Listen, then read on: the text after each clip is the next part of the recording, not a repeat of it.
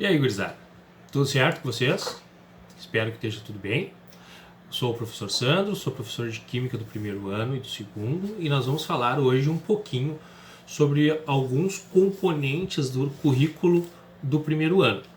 Basicamente, nós vamos falar sobre compostos químicos produzidos na indústria utilizando ligações metálicas. Tá? Então a gente vai entender basicamente algumas coisas já para poder dar sequência à nossa conversa. Por exemplo, o que são ligas metálicas, né?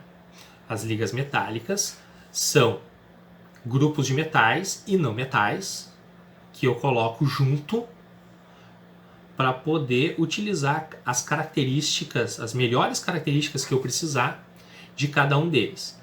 A condição que eu tenho para fazer uma liga metálica é a seguinte, ó. Eu tenho que ter pelo menos um metal, que é o exemplo do aço comum, que vai ter ferro e carbono.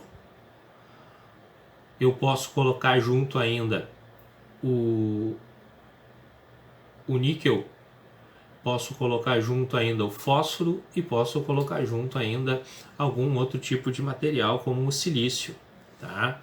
Mas o ferro vai ser o único metal de toda essa história. Ferro é metal, carbono, fósforo,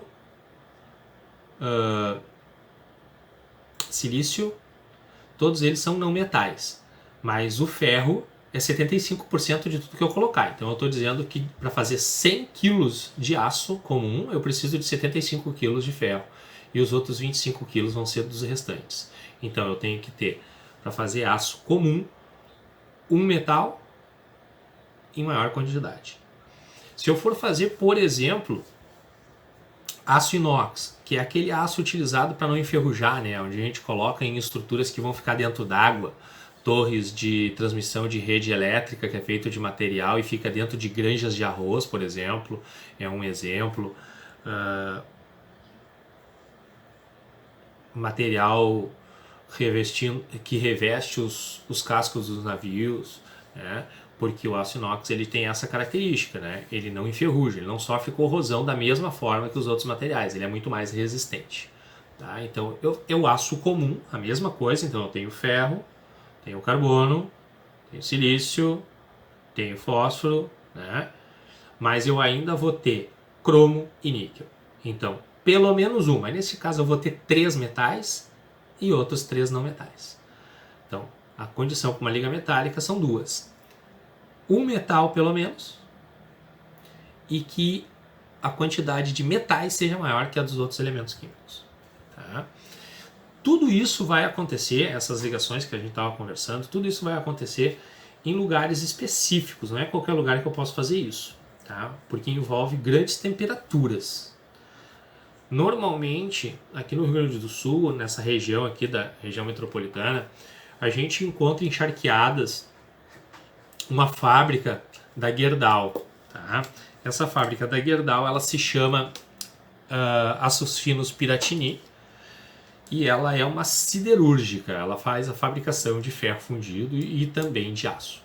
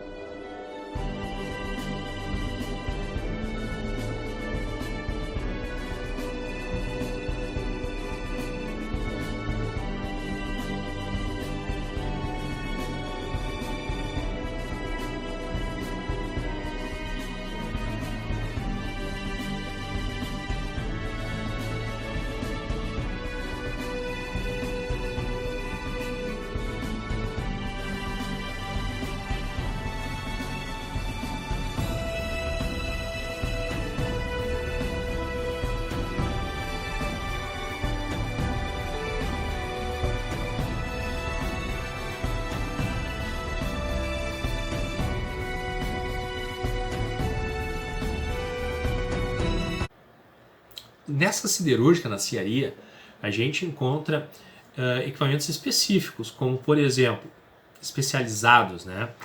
O alto forno. O alto forno, tu imagina assim, ó, uma imensa panela com tampa, uma imensa panela. Nessa imensa panela eu jogo os metais que me interessam. Eu jogo ferro, eu jogo carbono, eu jogo silício, eu coloco lá também cromo, eu vou colocar níquel, eu posso colocar estanho, né? Não importa, o que eu quiser jogar lá dentro eu vou jogar. Só que, claro, não é qualquer coisa que eu jogo, eu tenho que saber o que eu quero fabricar. Eu quero fabricar um aço, mas eu quero fabricar um aço mais macio, mais maleável. Então eu vou colocar elementos químicos, metais, na proporção e na relação que facilite essa propriedade química. Porque eles vão ser superaquecidos a uma temperatura extremamente alta, todos eles vão derreter uniformemente, juntos eles vão derretendo, vai elevar o ponto de fusão lá em cima, então a temperatura vai passar do ponto de fusão de todos eles, vai derreter, eles vão virar uma sopa de metais. Lembra muito aquelas imagens que a gente vê de lavas de vulcão escorrendo pela montanha durante a fabricação. Tá? Porque a temperatura é extremamente quente e o ferro fundido ele tem aquele formato avermelhado, né, intenso, que vocês veem na televisão. Depois ele é retirado dessa imensa panela, né, que eu dei o exemplo do alto forno, e ele vai para formas resistente a calor, e ali ele vai tomando forma. Como? Ele vai sendo misturado, né, ele foi misturado nessa panela, as características de um metal alteraram a característica de outro metal. Uns aumentaram a condutividade elétrica, outros vão aumentar a resistência, outros vão aumentar a dureza, outros vão aumentar o brilho, outros vão aumentar a resistência à temperatura de fusão e assim por diante. Tá? E eles vão esfriando lentamente até que eles vão se solidificar. Quando eles se solidificar, tu não vai ter mais esses metais separados, eles vão ser um só. Né? E aí esse um só não é um só metal, são vários metais derretidos, misturados, fundidos e solidificados em uma liga metálica, onde todas as características deles vão ser modificadas. Tá? Um exemplo que a gente pode dar são as joias, né? Aliança, correntes, tornozeleiras, pulseiras e tudo mais. Muitas delas de ouro, outras de prata. Não são joias somente de ouro. Não são joias somente de prata. São joias de ligas metálicas, aonde a prata é o principal metal, ou joias de liga metálica, aonde o ouro é o principal metal. Para vocês terem uma ideia, o ouro que é utilizado na fabricação de joias mais caras aí é o de 18 quilates que a gente fala, e esse quilate não é peso, tá? Ele quer dizer a quantidade de ouro presente na joia. Então a gente vai ver que à medida que o número de quilates vai diminuindo, a dureza da joia, né, a resistência ao amassar, também vai aumentando, é o contrário. Por quê? Porque, por exemplo, existe ouro 18, ouro 15 e ouro 12. Ouro 18, ouro 24 e ouro 36. Quanto mais perto do 36, mais puro é o anel ou a joia. Tá? Só que o ouro ele é um metal bastante maleável, ele é fácil de trabalhar ele, de entortar ele, de amassar ele. Então tu bota um anel, tu vai pegar um carrinho de mão, né, pra fazer força, tu vai manusear, uma e duas tu vai estar arranhando a tua joia, tu vai estar danificando ela, vai sofrendo amassados, ela vai ficando torta. Então a gente acaba fazendo o que? A gente acaba fazendo uma liga metálica onde a gente tenha um ouro 18, por exemplo, que daí vai ter 75%, né, 3/4 de ouro e o resto de outros metais. Tá? Que isso quer dizer? Para mim fazer 1 kg de ouro, 1 kg de liga metálica para fazer joia de ouro, 750 gramas tem que ser ouro e as outras 250 outros materiais. Tá? E o processo é o mesmo. Vai ser tudo derretido junto e eles vão ser misturados ali dentro por conta, né? Onde um elemento químico vai misturando as características, vai interferindo na característica do outro até que forme uma liga metálica. E essa liga metálica vai ter características de todos esses elementos químicos, principalmente da resistência e a dureza. Eu vou deixar para vocês na sequência algumas imagens, não dos materiais, porque os materiais na grande maioria vocês já têm noção, mas eu vou deixar para vocês umas imagens da onde que os metais que são utilizados na fabricação desses compostos do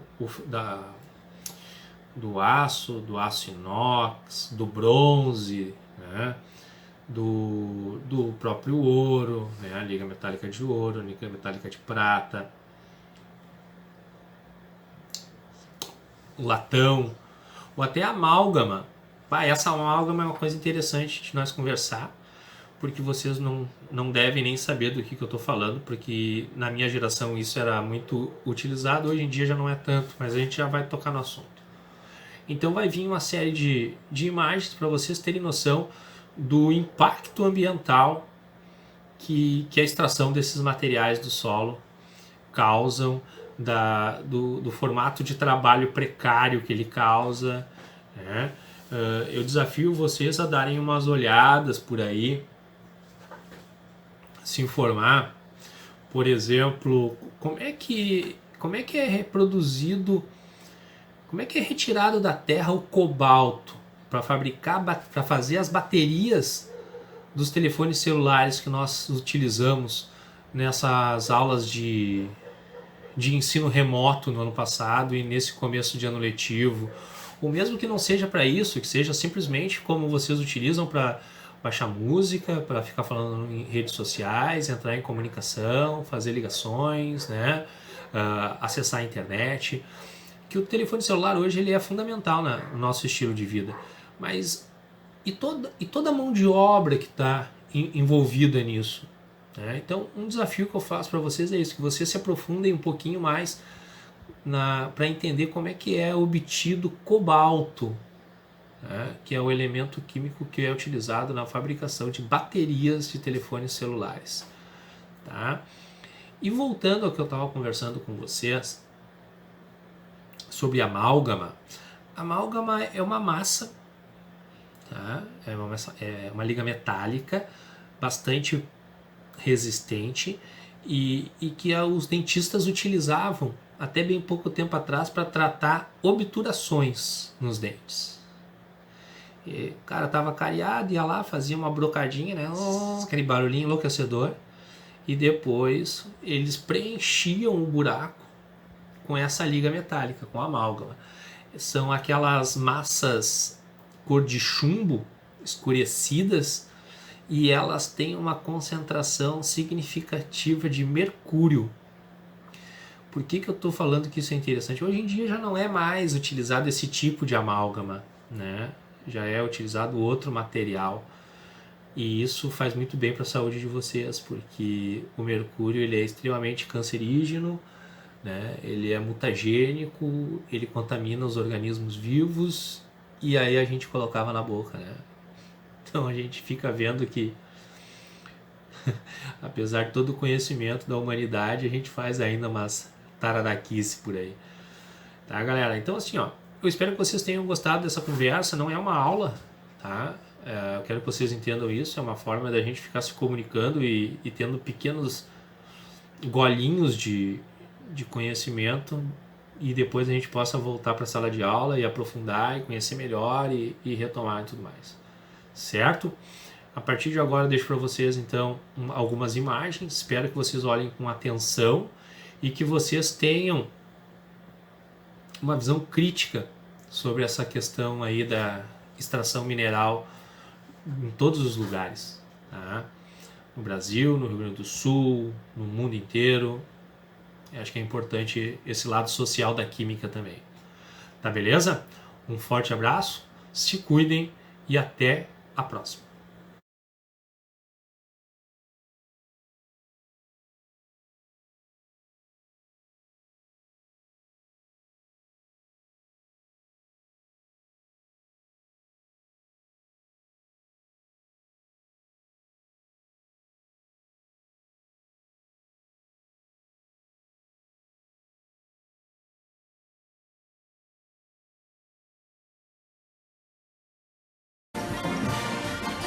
Isso é tudo, pessoal.